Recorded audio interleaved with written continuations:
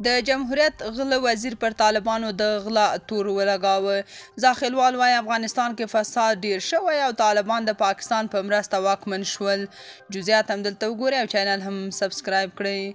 زاخیلوال چې د کرزي او عبدالله ترڅنګ خلیلزاد سره لاس یو کړی و او د اشرف غني پر ضد تبلیغات کول، دوی فکر کاوه چې موقت حکومت به جوړ او دوی ته به غوړې څوکۍ ورکړل شي.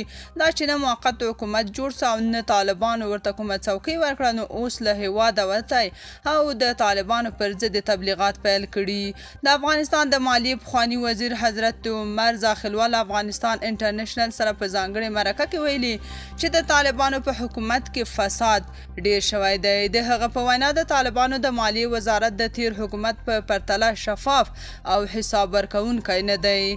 ښاغلي زاخیلوال چې د تیر حکومت له ړنګېدو وروسته له کابله نه دی وتلی، وایي موږ پارلمان ته ځواب ورکوونکي یو، طالبان نه دي موږ نړۍ ته ځواب ورکوونکي یو، دوی نه دي موږ نورو ادارو ته حساب ورکوونکي یو، دوی نه دي. نو دلته پریکړه نیول اسانه دي.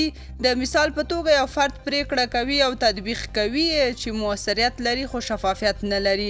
زموږ بودیجه ډیره شفافه وه.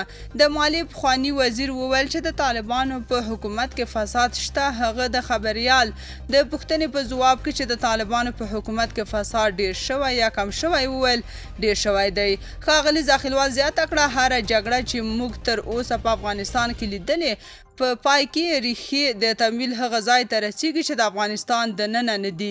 یو ګاونډ هیواد یا هم یو لرې هیواد باید تمویل کړي. دا هیوادونه ولې او د کومې لیوالتیا له مخکې په افغانستان کې جګړې ته لمن وهي؟